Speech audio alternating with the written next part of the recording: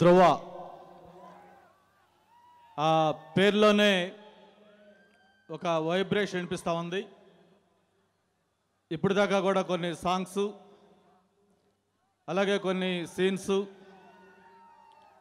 Movie taking అది చూసిన తర్వాత ఈ సినిమా 100% సూపర్ డూపర్ హిట్ అవుతుందని చెప్పి అందరికి కూడా అనిపిస్తూ ఉంది.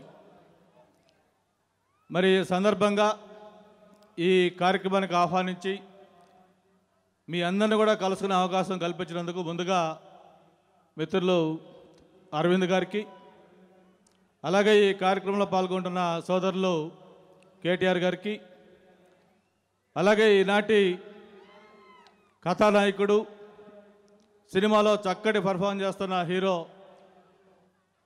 చరణ్ గారికి, అలాగే డైరెక్టర్కి, మిగతా టెక్నీషియన్స్, ఇందులో నటించిన ఆర్టిస్టులు, ఇక్కడికి వచ్చేసిన సోదరులు సోదరిమణులు అందరికీ కూడా మనస్ఫూర్తిగా నమస్కారాలు ధన్యవాదాలు తెలియజేసుకుంటా ఉన్నాను.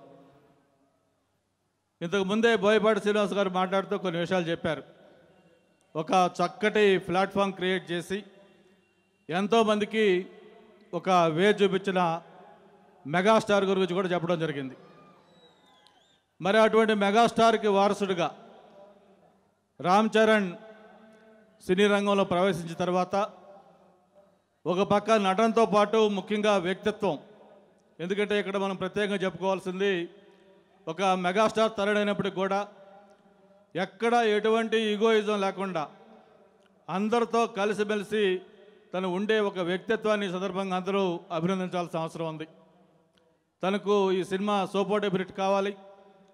ఏదైతే గీతా ఆర్ట్స్లో మగధీర సినిమా ఒక కొత్త రికార్డు క్రియేట్ చేసిందో దాన్ని బద్దలు కొట్టి ఇది మరో కొత్త రికార్డ్స్ క్రియేట్ చేయాలని చెప్పని అరవింద్ గారికి మంచి పేరు తేవాలని చెప్పి సందర్భంగా మనస్ఫూర్తిగా కోరుకుంటూ, చరణ్ని ఇప్పుడు వచ్చినప్పుడు అడుగుతూ ఉన్నాను, యాక్చువల్గా సినిమా ఫంక్షన్ వైజాగ్లో పెడతా అని చెప్పని మాకు ప్రామిస్ చేశారు. అయితే మొత్తానికి మా సోదరులు కేటీఆర్ ఏదో ఇన్ఫ్లుయెన్స్ చేశారు, దాన్ని హైదరాబాద్లో పెట్టించారు. దీని సక్సెస్ మీట్ ఖచ్చితంగా వైజాగ్లో మళ్ళీ రావాలి ఎన్టీఆర్ యూనిట్ తోటి. ఇదే స్థాయిలో వైజాగ్ రామకృష్ణ బీచ్లో లక్షలాది మంది సమక్షంలో మళ్ళీ సక్సెస్ మీట్ చేసుకోవాలి.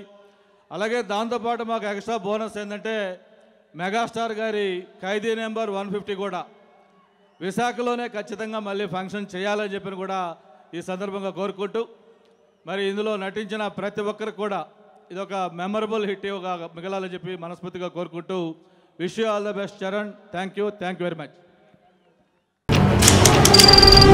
నీ స్నేహితుడు ఎవరో తెలిస్తే నీ క్యారెక్టర్ తెలుస్తుంది. నీ శత్రువు ఎవరో తెలిస్తే నీ కెపాసిటీ తెలుస్తుంది.